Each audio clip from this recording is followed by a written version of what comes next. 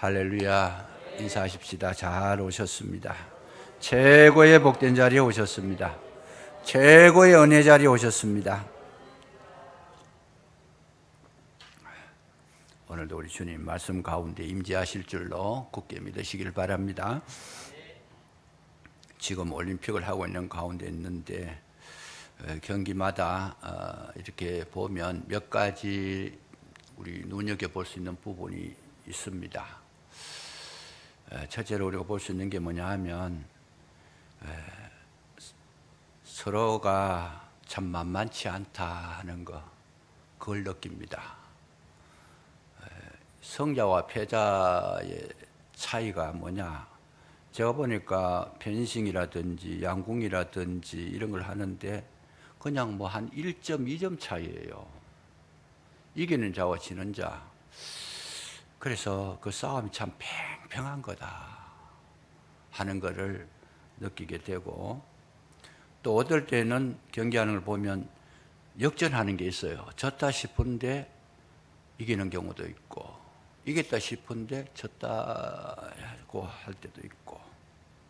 그래서 이게 이제 성패라는 거 끝까지 가야 한다는 거, 이걸 이제 느낄 수 있고, 세 번째는 뭐냐 하면 성자와 패자가 엄청난 차이가 난다는 거죠. 아무리 뭐 열심히 하고 뭐 큰 나라에서 왔고 대단한 이름을 떨쳤더라도 패자가 되면 아무것도 없습니다. 다 빼앗깁니다. 그래서 패자가 되면 할 말도 못하고 고개도 숙이고 그야말로 패자가 되는 거예요. 그냥 공항에 들어올 때도 보면 패자들은 말없이 들어옵니다. 고개 숙여서 기자들이 나가지도 않아요. 찍어주지도 않고 그냥. 그런데 성자가 되면 얼마나 그것이 기쁜지 막 그냥 환호성을 지르고 그냥 웃고 즐기고 만끽을 하는데, 공항에 들어올 때도 보면 기자들이 나가가지고 막 그냥 소감을 묻기도 하고 그냥 막 흥분하지요. 그냥. 그래서 최고 좋은 것이 뭐냐, 이 성자와 패자가 이렇게까지 차이 나는 거구나, 승리라는 것이 얼마나 소중하다는 거, 이거를 제가 경기하는 걸 보면서 마음속 깊이 깨닫게 되는데, 저와 여러분 이 올림픽에서 금메달 따는 거는 뭐 참 좋은 거지만은, 그러나 이 땅에서 우리 잠시의 영광 누릴 뿐입니다. 그러나 우리 영혼이 영광을 얻으려고 하면, 우리 영혼이 금메달을 받으면 영생을 얻게 될 줄로 믿으시기 바랍니다. 여기서 금메달 못 따도 신앙의 금메달은 따야 된다는 거예요. 참 중요한 겁니다. 이 성자와 패자, 여러분 신앙적으로 성자가 돼서 주님 앞에 서면 뭐예요? 영원히 하나님 곁에서 영생을 누린다는 거지. 의와 평강과 희락을 소유하면서 기뻐하고 즐거워하는 그런 삶이 영원히 유지되지만은, 패자가 되면 어떻게 돼요? 패자가 되면 슬피 울며 이를 갈미 있으리라. 이 어두운 곳에 들어가서 평생 슬피 울며 이를 갈미 있으리라. 이것만큼 큰 고통이 없잖아요. 그러니까 다 놓치더라도 여러분 믿음의 성자가 되시기를 주의 이름으로 축복합니다. 다 빼앗겨도 괜찮아요. 내 가진 물질 좀 빼앗겨도, 내 인기, 자랑, 뭐 명예 빼앗겨도 그거 이 세상 동안 살 동안만 필요한 거지, 그 이상도 그 이하도 아니다 그 말이죠. 잠시 잠깐이면 다 지나가 버리는 건데, 최후의 승리자가 되면 이것만큼 좋은 것이 없다는 거, 이거를 마음에 새겨 두시면서 오늘 본문을 통해서 하나님께서 우리에게 주시는 은혜가 뭘까, 말씀이 뭘까, 너희들은 최후의 승리자가 될 것이라는 약속을 지금 하고 계시는 것입니다. 최후의 승리자가. 그래서 지금 뭐 코로나로 인해 가지고 오늘 뭐 예배를 드리는데 일부 예배는 많이 참 줄였습니다. 적게 오시니 하도 뭐 나온다 그러고 감시를 한다 그러고 뭐 사진을 찍는다 그러고 뭐 온갖 이야기를 다 해가지고, 그래서 제가 생각할 때에 참 이 세상이 힘들다 하는 생각, 그런 생각이 들긴 했지만은, 그러나 우리는 그 어려움이라도 결코 우리가 성자가 되는데 방해가 되지는 않습니다. 그럴수록 더 힘을 내시고 더 용기를 가지시고 믿음으로 서시면 복된 영광의 면류관을 쓰게 될 줄로 믿으시기 바랍니다. 오늘 본문에 보면 이런 내용이 나와요. 어떤 거냐 하면, 하나님께서 모세를 보냈는데 모세가 바로에게 가가지고 말을 하게 되는데 바로가 모세의 말을 듣지 않습니다. 모세가 내 백성을 내보내라, 하나님께 예배할 거다 그랬는데 바로가 뭐라고 대답합니까? 쉽게 말하면 이 농담으로 여겨요. 그런 이야기 하지 마라. 너희 하나님이 누구냐? 절대로 그럴 일은 없을 것이다. 그러니까 하나님께서 뭘 시키는가 하면, 말로 안 통하니까 능력 대결을 해라. 그 능력 대결을 하는데 어떻게 대결하느냐? 아론에게 지팡이를 던져라. 그러면 지팡이가 뱀이 될 것이고, 그들이 깜짝 놀라서 그렇게 너희들에게 굴복하지 않겠느냐. 그래서 이 아론이 지팡이를 던졌더니 그게 뱀이 된 거예요. 왜 뱀이 됐느냐? 이 애굽의 이 문화, 국가적인 그 상태가 이 사단의 문화라는 걸 암시하는 거잖아요. 그래서 뱀이 된지라. 그런데 바로가 끄떡도 안 해요. 뭐라 그러는가 하면, 그 정도야 우리도 할 수 있다. 그거 별거 아니다 그거. 그래서 뭐예요? 여기 성경에 보니까 많은 현자들, 뭐 마술하는 사람, 요술사들을 불러가지고, 야 너희 뱀 지팡이가 뱀 만드는데 너희들도 한번 해봐라 그랬더니, 이 요술을 부려가지고 저들도 지팡이를 던지니까 뭐예요? 뱀이 돼버리는 거죠. 그러니까 이 바로가 기죽을 일이 없어요. 우리 얼마든지 그 정도는 할 수 있다. 우리도 그런 능력이 있다. 실질적으로 마귀도 그런 능력이 있다라는 거예요. 지팡이 가지고 뱀 만드는 정도는 얼마든지 우리가 할 수 있다. 그러니까 바로가 기죽을 일이 없어요, 그냥. 그런데 중요한 거는 뭐냐? 오늘 이 성경 내용이 뭐냐 하면, 그 아론의 지팡이를 통해서 된 뱀이 마술사들, 요술사들이 만들었던 뱀을 삼켜버렸다는 거예요.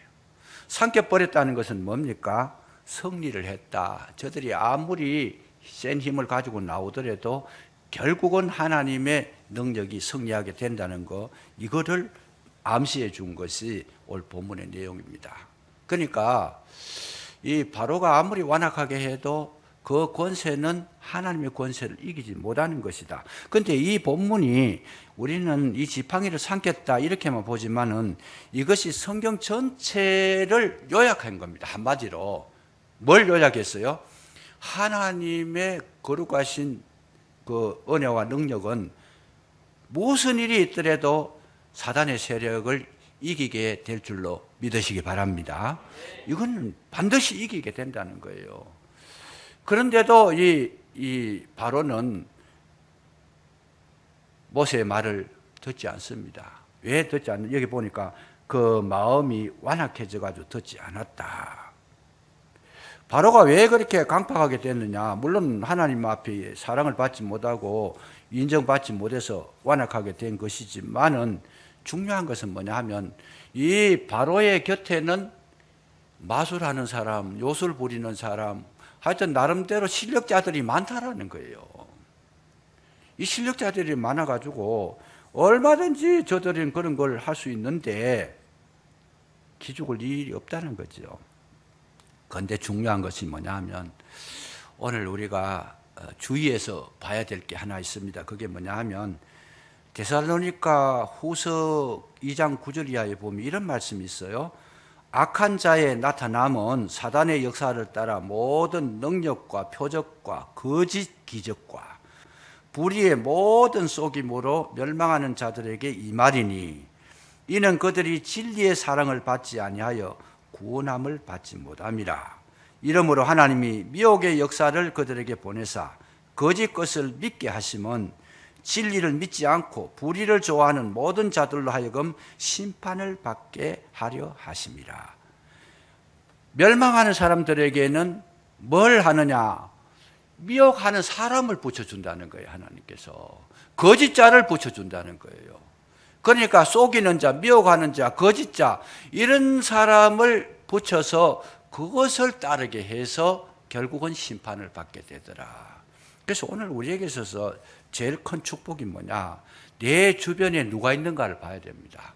멸망하는 사람들 곁에는 반드시 멸망하는 거짓자들이 사단에 쓰임받는 사단의 종들이 옆에서 일하고 있다는 거예요.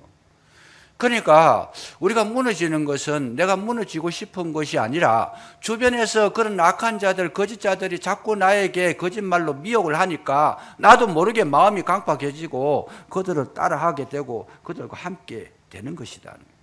그래서 이런 사람들의 특징은 거짓말하는 것이 더 믿어지고 더 좋아지고 더 가까이 가게 되고 그게 더 옳게 들려지고 그래서 결국은 거짓자들의 종노릇을 하고 있다는 거죠. 그래서 우리가 기도할 때에 어떤 기도가 필요하냐? 여러분, 내 곁에 정말 나에게 진리를 가르치는 자들을 하나님께서 보내주시기를 원합니다. 진리 곁에 있기를 원합니다. 이런 기도를 반드시 해야 된다는 거예요. 왜냐하면 이 마귀는 계속 틈을 노리고 있어요. 틈을 노려서 약간만 빈틈이 생기면 뭐예요? 우리 마음이 그쪽으로 쏠리도록 아주 그냥 매혹적으로 그렇게 유혹을 해버린다는 거죠. 마귀는 어떤 종류냐? 틈을 타고 들어온다는 거예요.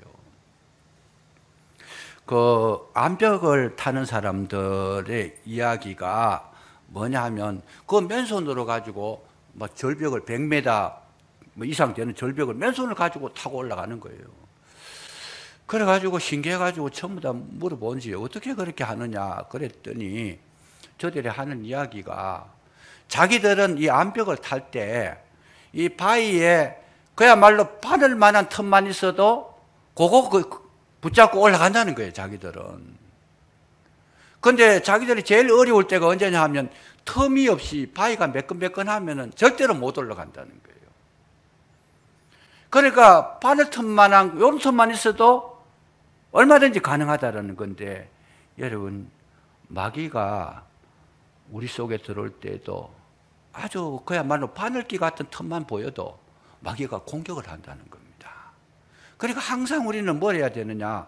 진리 곁에 계시고 진리로 무장하시면 마귀가 틈을 타지 못하게 될 줄로 믿으시기 바랍니다. 그래서 오늘 우리에게 있어서 가장 중요한 것은 주변의 사람들에게 정말 하나님의 은혜가 있는 그런 믿음의 사람들을 붙여주시고 도와주도록 그렇게 기도할 필요가 있고 내 마음에는 틈이 생기지 않도록 항상 경건한 마음 가지고 기도 생활 쉬지 말고 기도하시면 승리하게 될 줄로 믿으시기 바랍니다. 그래서 이 마귀가 하는 일이 뭐냐 하면 이 세상을 어둡게 하는 거예요. 이 요술사들이 나타나가지고 아론의 지팡이가 뱀이 된 것처럼 따라한다는 거죠. 이 사단이 하는 것은 참 이 땅에 와가지고 하나님의 역사를 그대로 모방을 합니다.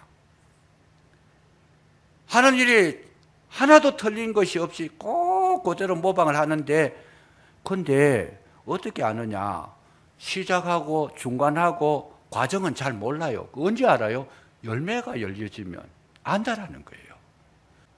그러니까 열매가 열려져서 알면 이미 많이 늦은 거잖아요.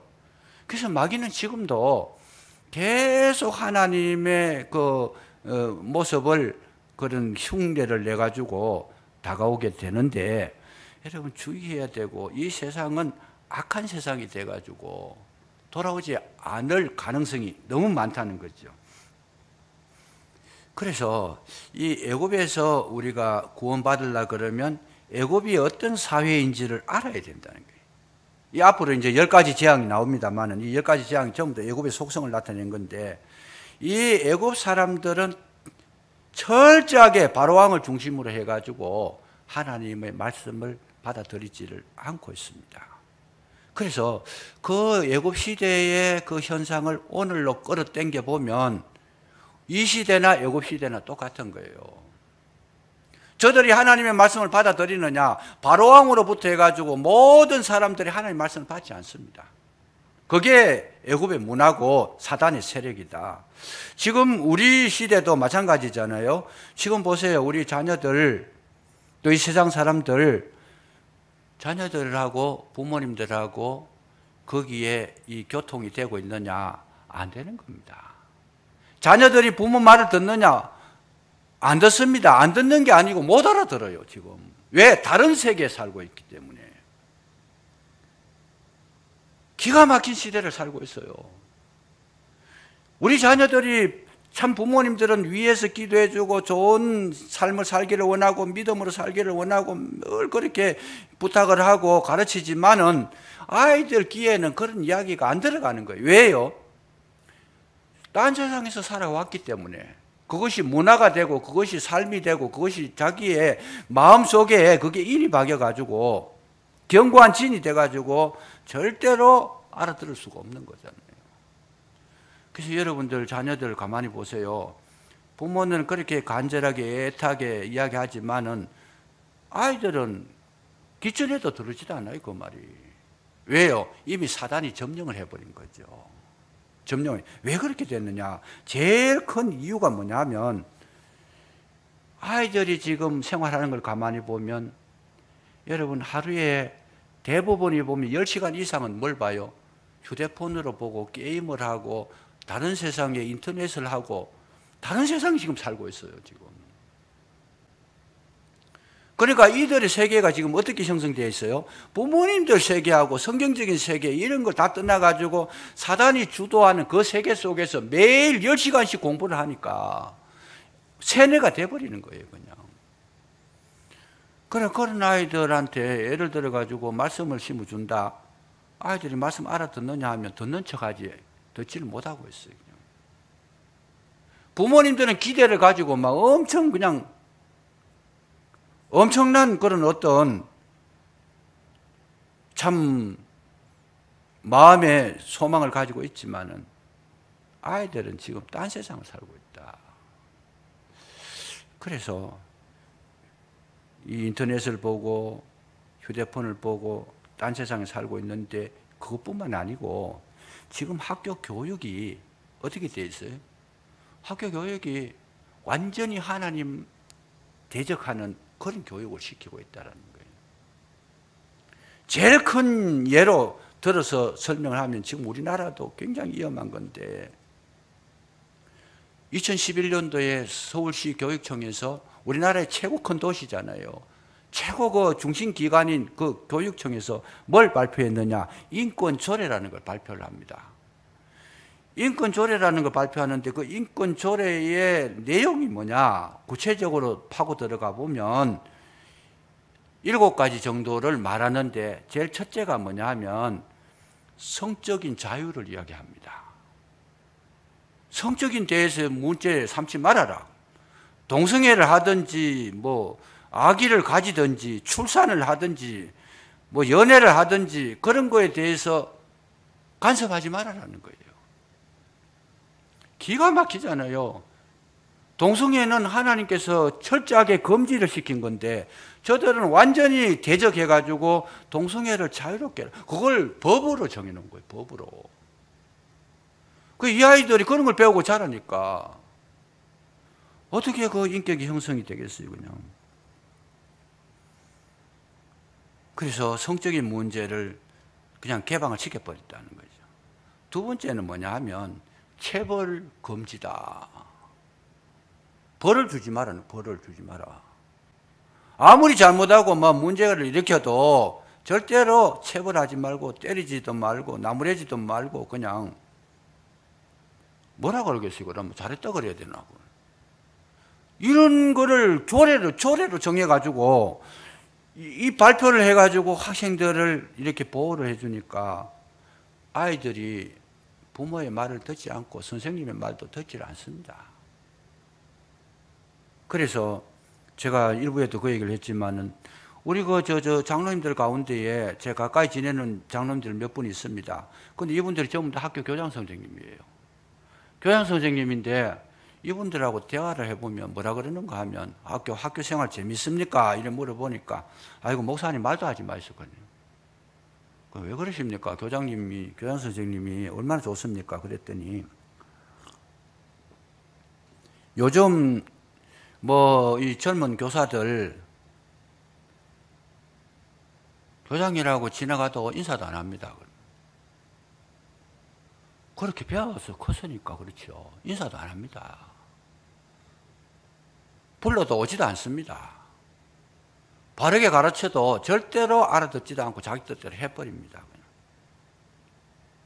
그러니까 이 교장 되려고 그러면 거의 한 60 다 돼 가야 되는데 마음이 낙심이 된다는 거예요. 내가 교장 해가지고 아이고 저런 그야말로 자기 말로 하면 그래요. 저런 꼬라지 안 보면 좋겠다. 학교 가면 막 그냥 실망이 되고 낙심이 되고 이 나라가 어떻게 되려고 이렇게 돼버렸느냐. 정교조라 그래가지고 막 그런 교육을 배우고 자랐던 거예요. 그냥 이 친구들이. 근데 이 친구들이 또 아이들한테도 그런 걸 교육을 자기도 안 돼 있는데 무슨 교육을 시키겠어요.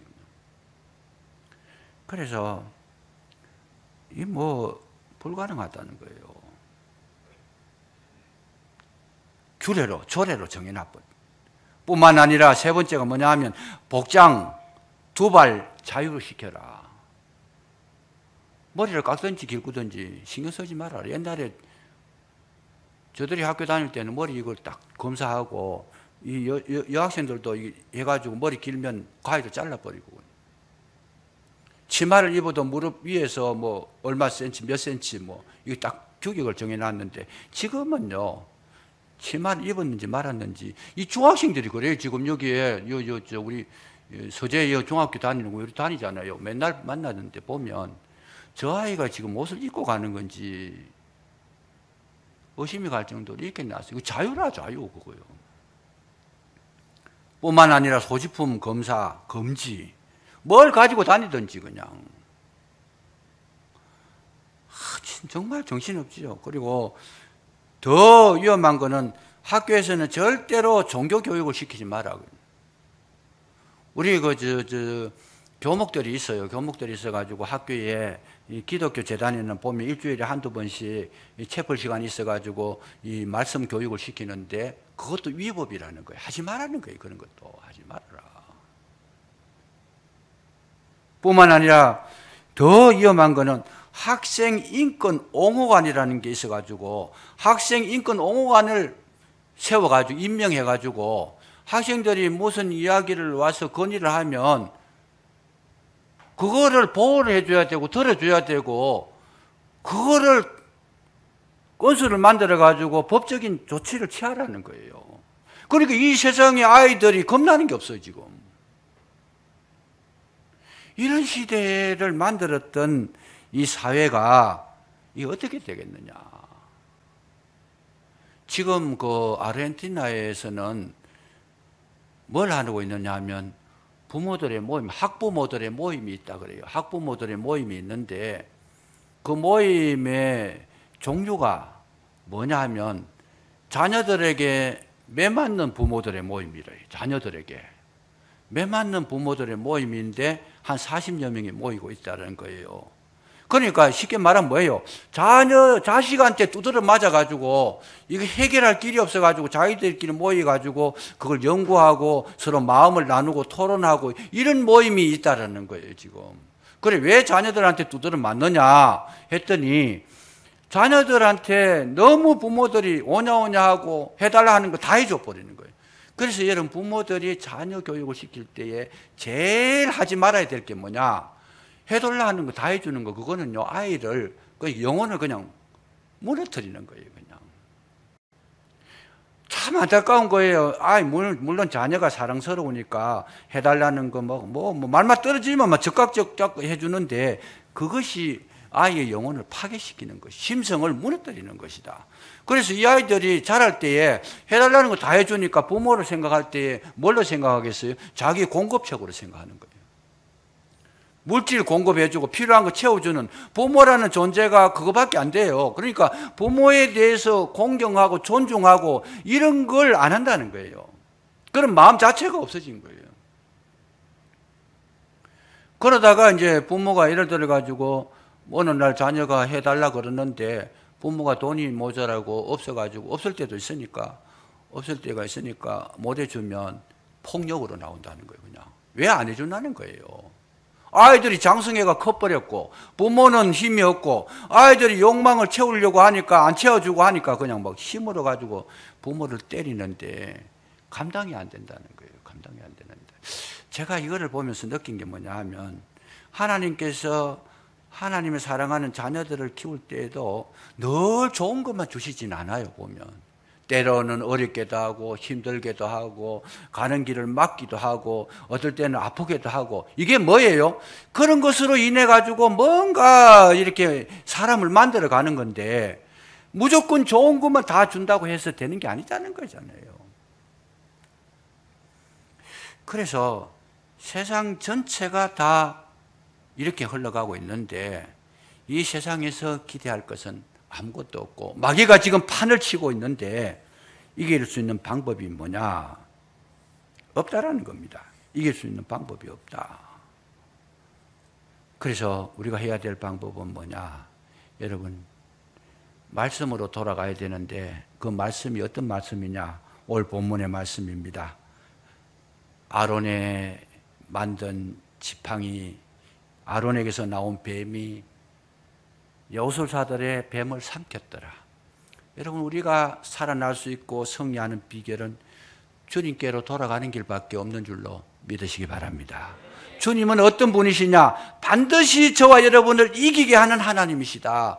우리 자녀를 내가 교육시켜가지고, 내가 힘을 써가지고, 내가 가르쳐가지고 세울 수 없다라는 거예요. 불가능하다라는 거예요. 세상 전체가 다 그렇게 돌아가고 있으니까 내 힘으로는 안 되는데, 내가 할 수 있는 일은 하나님의 약속의 말씀을 믿고 주님께 의지하고 주님의 성령의 능력이 임할 때만이 우리 자녀가 변화될 줄로 믿으시기 바랍니다.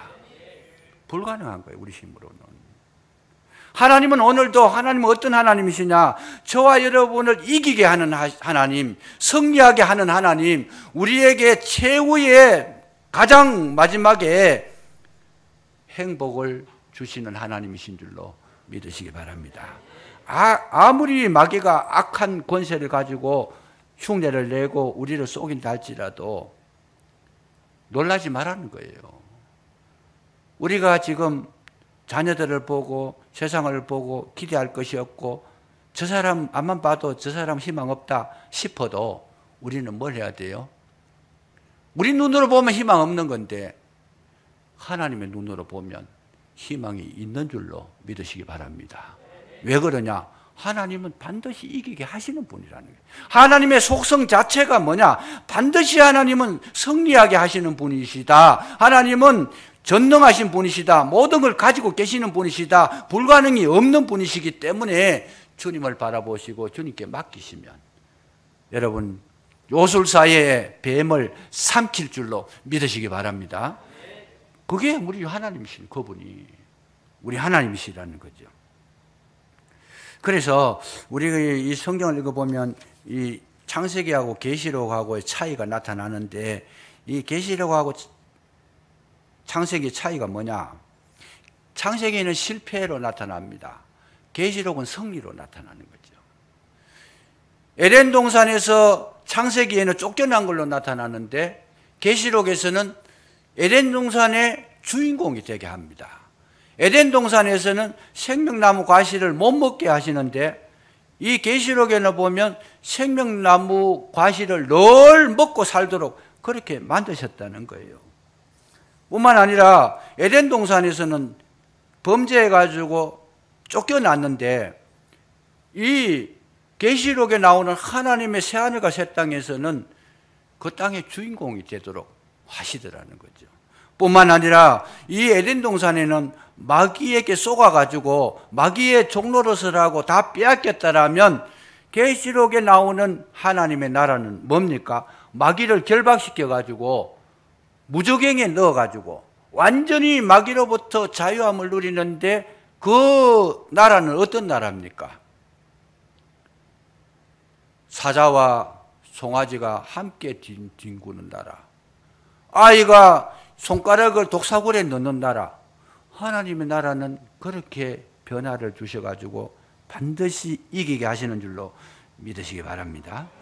마귀는 계속 우리를 넘어뜨리고 아프게 하고 눈물 나게 하고 슬프게 하지만은 하나님은 우리의 모든 걸 보장해 주시고 완성을 시키시는데 영원한 생명의 소유자로 그렇게 만들어 주신다는 것이죠.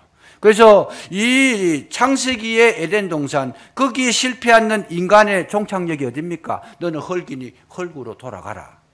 그런데 이 계시록에 나오는 하나님의 사람은 영원한 생명을 소유한 자.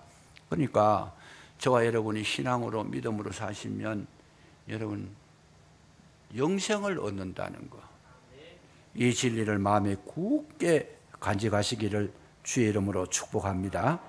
그래서 하나님은 어떤 하나님이냐? 항상 우리를 이기게 하시는 하나님이시다. 고린도후서 2장 14절에 보니까 항상 우리를 그리스도 안에서 이기게 하신다. 이기게 하시는 하나님, 어떤 상황에 놓여도 하나님은 저와 여러분을 이기게 하시는 하나님이시라는 것, 이거를 성경은 우리에게 정확하게 가르쳐 주시고 있다라는 거죠. 그래서 제가 이 성경을 보다가 소망을 가진 게 뭐냐 하면, 이스라엘 백성이 애굽에 내려가 가지고 배운 것이라고는 벽돌 만드는 것밖에 없어요. 그냥 맨날 눈만 뜨면 나가 가지고 집 모으고 뭐 흙 파고 와 가지고 벽돌을 찍는 거, 이것만 할 줄 알았는데, 그런데 하나님께서 모세를 통해 가지고 말씀하실 때에 그 이스라엘 백성의 이름을 뭐라고 부르는가 하면, 너희들은 여호와의 군대다, 여호와의 군대다, 계속 그렇게 불러주십니다. 여러분, 흙밖에 벽돌밖에 찍을 수 없는 자들을 여호와의 군대, 군대라면 굉장히 그 훈련받고 연단받고 고도의 그런 숙달된 사람들이 돼야 그게 군대가 되는데, 사격도 잘해야 되고 그냥 각개전투도 잘해야 되고 뭐 그런 걸 해야 이제 군대가 되는데, 이스라엘 백성이 하는 거는 뭐예요? 벽돌 찍는 것밖에 없어요. 군대가 아니고 이건 오합지졸이죠. 그런데 하나님께서는 뭐라고? 너희들은 여호와의 군대라는 거예요. 그래서 제가 이거를 딱 보면서 얼마나 거기 감동이 되는지, 지금 현재로 저와 여러분을 보면 형편없어요. 벽돌 찍는 것밖에 못해요. 아무것도 할 수 있는 능력도 없어요. 그러나 하나님께서 저와 여러분을 보실 때는 뭘로 보느냐? 여호와의 군대로 보시는 줄로 믿으시기 바랍니다. 보면 실망할 수밖에 없어요. 저 언제 사람 되겠냐? 언제 믿음이 크겠는가? 언제 제대로 자기 직분을 감당하겠는가? 보면 한숨밖에 안 나오는데, 그래도 하나님께서는 보실 때 뭐라 그래요? 실망하지 마라 그래요. 왜? 여호와의 군대다. 내가 세워줄 거다. 내가 일어나게 할 것이다. 지금은 져서 마귀에게 져가지고 신음하고 괴로워하고 빼앗기고 눈물 흘리지만은 어느 때가 되면 반드시 여호와의 군대로 돼가지고 힘있게 그렇게 일어설 때가 올 것이다. 하나님은 이렇게 우리에게 이름을 붙여주시고 함께 하시는 줄로 믿으시기 바랍니다. 그러니까 우리가 볼 수 있는 눈은 여러분의 자녀가 도저히 기대할 만한 가능성이 없다 할지라도 실망하지 마시고 오직 주님 약속의 말씀을 붙드시고, 저 아이가 여호와의 군대다. 지금은 하나님께서 보류하고 계시지만 하나님의 때가 되면 반드시 세워주실 것이다. 돌아오게 하실 것이다. 힘있게 하실 것이다. 이 믿음을 가지고 자녀를 위해서 뭘 해야 돼요? 기도를 쉬지 말고 기도를 해주라는 거예요. 그러면 여러분, 그 자녀를 통해서 전반전에 졌더라도 후반전에 가가지고 이길 수 있는 것이, 이게 경쟁사회잖아요. 근데 하나님은 끝까지 붙드셔서 이 땅에 우리가 살아있는 동안에 끝까지 만드시고 세워주셔가지고 마지막에 금메달을 받을 수 있도록 도와주실 줄로 굳게 믿으시기 바랍니다. 그래서 그걸 보면 너무 감사하고, 나는 보잘것없는데 나는 이래가지고 뭔 신앙생활, 이래가지고 우리 가정이 되겠느냐, 실망하지 마시고 소망을 가지시고 날마다 힘차게 믿음으로 승리하시기를 주의 이름으로 축복합니다. 기도하겠습니다.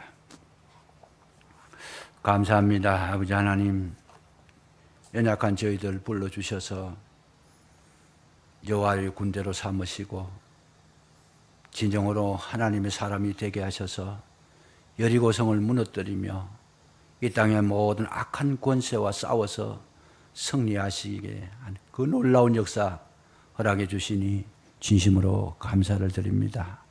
소망을 가지게 하시고 용기를 가지게 하시고 진정으로 주님만을 바라보는 우리 아름다운 믿음이 되게 해주셔서 최후의 승리자가 되게 하옵소서.